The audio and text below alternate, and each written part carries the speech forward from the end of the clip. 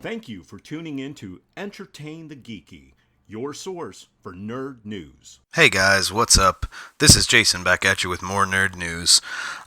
So I got a bunch of stuff to go over, some top stories of the week that I just thought, man, sounded pretty interesting. So I'm going to start. DC has announced that they are going to be adding new Sandman titles to the library of the original series of Sandman and the prelude that they did about 5 or 6 years ago. Overture is what the prelude was called. So it's all going to start with what they're calling the Sandman Universe one shot, which will be written by Neil Gaiman and a slew of other writers that are going to be doing the books that are spinning out of it. So we've got 4 new titles that have been announced. So The Dreaming, and it's about the library and Lucian and some of the other characters that we remember from Dream's library. House of Whispers is a new one. Dreaming and House of Whispers are new books that are being added in about some key characters from the Sandman universe. Not too many details have been revealed yet about what these new books will be. We know The Dreaming will take place in the library. House of Whispers, I'm not really sure. I will keep you up to date as more new information becomes available. And then 2 books that they're going to bring back. So they're going to bring back Lucifer. And this is supposed to take place after the original Lucifer series. So we'll see. I think they're supposed to be, a rumor is that they're jumping the timeline ahead a little ways. So we'll get to see what Lucifer Morningstar has been up to in the interim time. And they're also bringing back the Books of Magic, which was an old story that I actually never read, but I looked up a little bit of information about it. Apparently, it's just about this kid who acquires a book from the library, from the endless library, and it gives him it takes him to some interesting places, and he just gets into adventures. There is rumor that this is going to be kind of a relaunched title with a new version of the main character, the little kid. So I'm not really sure. Again, as more information becomes available, I will make sure to bring it right here to you guys listening to Nerd News. So I've talked before on the show about what I think of Marvel and the fact that we've had so many relaunches and rehashes and Legacy and Marvel Now and Marvel all new, all different Marvel, and it's just becoming a little too much. But that doesn't mean that when these kinds of things come along, that there can't be things to look forward to. I mean, I'm honestly looking forward to Avengers #1. I think I've talked about that on the show before, from Jason Aaron and Ed McGuinness. It's featuring a new lineup. She-Hulk is there. Obviously, Captain America, Iron Man, Thor. And so I'm very much looking forward to that. But one that got announced this week, a creative team that got announced this week, we heard a while ago that Dan Slott, who's been writing Amazing Spider-Man for a pretty long time now. He's also the one who gave us Superior Spider-Man, where, the brain of Doc Ock was inhabiting the body of Peter Parker for a little while, which I think was personally one of my favorite Spider-Man books that's ever been written outside of Ultimate Spider-Man. But a new creative team announcement might make me have to give the Marvel Fresh Start Amazing Spider-Man #1 at least a little look-see. So Nick Spencer is going to be writing the book. And Nick Spencer is, I think everybody gets in their head recently here when you say the name Nick Spencer, Secret Empire, and that was something that a lot of fans weren't really, happy with. They didn't like the direction that Spencer was taking some of these characters, and that's fine. Feel what you will about Secret Empire. I read it. It wasn't a terrible story. It wasn't particularly great, but it wasn't terrible. But Nick Spencer has definitely brought to us some great stories throughout the years.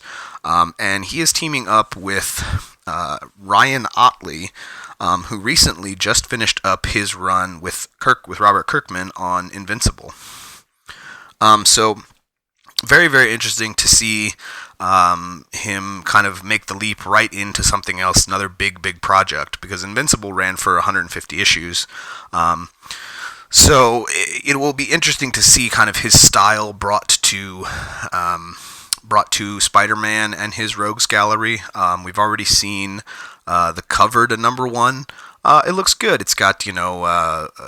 Jonah Jameson and Mary Jane and Aunt May and Spider-Man and then some various villains on it as well.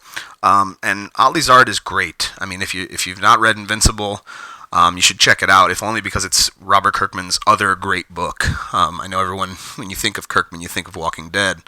And I mean the comic, not the television show. But the Walking Dead comic is great, but Invincible is definitely, it was Kirkman's kind of foray into a superhero, creator-owned title, and it's just a fantastic book. So if you have not had a chance to check it out, it's all done now.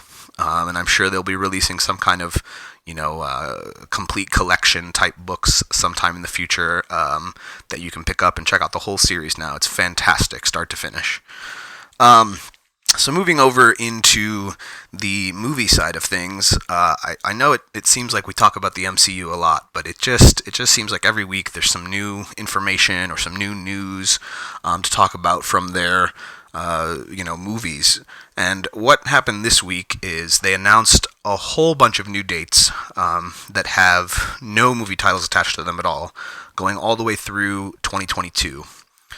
So we know in the aftermath of Avengers Infinity War, we'll be checking out Ant-Man and the Wasp this July, Captain Marvel in March of next year, and the fourth Avengers in May of next year. But, so these rumored... These dates are no longer rumors. These dates are concrete. We know that we will see on July 5th, 2019, we will see the Spider-Man Homecoming sequel, and presumably on May of 2020, we will see the third Guardians of the Galaxy film. However, there are then a whole bunch of dates that have no movies attached to them at all yet. So we have July 31st, 2020. We have November 6th, 2020. We have May 7th, 2021. We have July 30th, 2021. We have November 5th, 2021. We have February 18th, 2022. May 6th, 2022. And finally, July 29th, 2022. So they're just not quitting. And I mean, presumably what will some of these movies will be another Doctor Strange movie, another Black Panther movie, maybe even another Ant-Man movie. And assuming Captain Marvel does well, which I don't see how it couldn't, another Captain Marvel movie. So, I guess the question on people's minds is are we getting some kind of, oversaturation of superhero films? And I think, yes, there's definitely a lot. It has become a pretty regular part of every year's box office. But I mean, based on the numbers and based on the fan base, it doesn't seem like it's bothering anybody that this is a thing that we now enjoy in the movies. It's like watching, James Bond movies. Yes, you've seen 20 James Bond movies, but you'll probably go back and check out that new one. Because, it's characters that we're familiar with, characters that we enjoy. And there's some pretty big shakeups coming in the aftermath of these next two Avengers films. What this universe will be. Will it integrate the X-Men and the Fantastic Four in? So some of those unknown dates could be something that they're planning on announcing much later. I don't expect an announcement on the films anytime soon. It seems like they're really just trying to hype up the finale of everything they've been doing so far before they start talking about where they're going to be going in the aftermath of that finale. So it'll be interesting to see what if the movies when the movies get announced and what those movies will be. Maybe to give us some hints about where they're going to take this story in the aftermath of Thanos. So sticking with Marvel, Agents of S.H.I.E.L.D. is about to wrap up, or is about to start the second half of its fifth season. And Jed Whedon, the showrunner, has, the show's obviously not been renewed for a sixth season yet. That doesn't mean it won't. But if it does, apparently Jed Whedon is prepared for the eventuality that the finale of season 5 could also serve as a finale to the series. So he's definitely planning something big with his finale, and if you've not been checking out Agents of S.H.I.E.L.D., if you started with it when it first started and it really didn't seem like your cup of tea, you owe it to yourself to check it out again, because it's really changed into something completely different. It's really kind of embraced the part of the Marvel Universe that it exists in and introduced us to some interesting characters. We got our first look at Ghost Rider in the MCU as part of Agents of S.H.I.E.L.D. So I would honestly, I think it's just really coming into its own, and I would hate to see it end with, the end of Season 5 coming up. But if that is the case, apparently the creators and the writers are ready for that and are planning a pretty spectacular finale to everything they've been doing with this season. We got some Captain Marvel news this week as well, and that's one that I'm definitely going to keep bringing you, all the information as it happens, because I'm very excited about this picture. And the director went on record saying that his movie is going to be more of an action comedy movie. And I guess my only, the only thing about that strikes me as a little weird is, aren't all Marvel movies kind of action comedy movies? I mean, I get it that they have their own kind of tropes and subgenres and things like that, but at the core they're very action-packed movies, and they definitely have a lot of comedy. Now, I think maybe what the director is referring to is that he's going to put more emphasis on the comedy aspect of things, which I think is fine. The movies are fun, they're entertaining. Taika Waititi had the same idea when he did Thor Ragnarok, kind of really, amping up the comedic nature that you can get out of some of these characters in these kind of larger-than-life situations. So I'm on board. I'm excited about Captain Marvel doing a story that takes place in the past, introducing us to the MCU version of the Skrulls, which are a shape-shifting alien race that could be, if you want to believe the rumors, could be a big part of Phase 4 and beyond, with the Skrull invasion, the Secret Invasion storyline from the comic books, and, in the aftermath of that, having things change, and you don't know who you're going to trust. Any one of these people could be a shape-shifting alien. So whether or not that becomes where the story will go, will is obviously yet to be seen. But Captain Marvel should be a really exciting story to get into, and I'm very excited about where she will then fit into Avengers 4 as a film. Switching over to the video game news, a few games have definitely been confirmed this week for the upcoming E3 convention. And if you're unfamiliar, E3 is, an annual gaming convention where all the big companies announce the titles they have coming out, show trailers, let people play demos, get their hands on, some of the stuff. And a few things that have one of the three things is definitely a big one, the sequel to The Last of Us. And if you haven't played The Last of Us, it's a post-apocalyptic. You want to call it a zombie game, but it's really so much more than that. I think calling it a zombie game is really oversimplifying it. But it's definitely a survival horror game where you just have to survive, and you have to come up against humans or people who want the things that you have, bad people, and these monstrous zombie-like things that people have become. But it's a fantastic game. It's got one of the best openings in any video game I've ever played. I urge you to go out and check it out. They have remasters on PS4 and I believe Xbox One that you can check out. So if you haven't got a chance, I highly recommend it. But because of that, the sequel is very, very highly sought after by fans. People want to know where this story goes from here. And honestly, I think, it looks like E3 is going to be the time when we're going to get some real information about this sequel, and hopefully a release date, because I can't wait to get my hands on that sequel. So another couple of games that have gotten announced come from EA. They have announced a Battlefield game that you're going to get to be able to get some hands-on time with at E3 as fans. And that's great. I mean, the Battlefield series has obviously been quite successful for them, and they're going to continue to make games within that narrative. But something else that really, I looked. There's really not a lot of information about what this game will be. Is Anthem. It's been an interesting. There's some gameplay footage, but there's not really a lot of information about what the game is. Or what it will be. But it's definitely coming out from EA, and we're definitely going to be getting a lot more information come E3. So big projects coming out of EA, and definitely Last of Us Chapter 2 is a good one to look forward to. We'll turn over to Xbox for a minute, because something happened this week that just tickles all my nostalgia. And it is Turok Dinosaur Hunter and Turok 2 have been remastered and re-released on Xbox One. They are $20 a pop, which seems like a pretty high price to pay for a game that originally debuted on the Nintendo 64. But they're fantastic trips down memory lane. It's not a remake. They did not overhaul the game at all. They just remastered the visuals a little bit for your high definition TVs. But it's definitely not a remake of the games. But the Turok Dinosaur games were fun. I mean, it was just a little first-person game where from the Nintendo 64, where you ran around and you fought dinosaurs, and then you fought dinosaurs with tech attached to them. There was a Tyrannosaurus boss, I think, at the end of the first game that had a laser on its head. The games were just a crazy mixture of a very primal kind of rainforest native type of game mixed with a weird sci-fi story.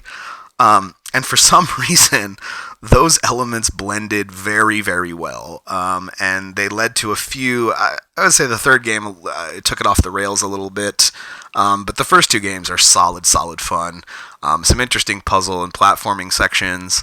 And then just some really fun, crazy weapons to use. I mean, there's, you have the basic weapons of this dinosaur hunter, like the bow and arrow and the knife, and things like that. But then he also gets like a disintegration ray and a shotgun and a pistol and all the weapons that you would expect out of a classic first-person shooter game. But its mixture, of its, like I said, of its kind of tribal thing that it had going on and its sci-fi just led to some really, really intense, kind of funny boss battles. So again, $20 seems like a little bit of a high price tag to pay for some games that are so old. But I'd say wait around a little while if you're an Xbox Gold Live member, and they might be free. I'm hoping that they will port them over to the PlayStation 2 as well, or I'm sorry, PlayStation 2. See, I'm talking about Nintendo 64, and I went into a PlayStation 2 thing there. PlayStation 4 as well, because I would probably download at least the first one, and give it another playthrough. So that's going to bring me to the end. Those are the stories making headlines in the nerd world this week. So some interesting stuff, like I said, with Sandman and Amazing Spiderman getting some new stories and some new creative teams. We're going to be watching MCU movies at least through 2022. Whether that's good or bad, I guess, is yet to be seen. Agents of S.H.I.E.L.D. might be over, so again, like Invincible, I said earlier, it's a good time to catch up and enjoy what they've done with that show if this is indeed the end. And we got E3 to look forward to. I mean, we'll probably end up doing just a whole episode just about E3 because there's always so much to talk about coming out of their convention.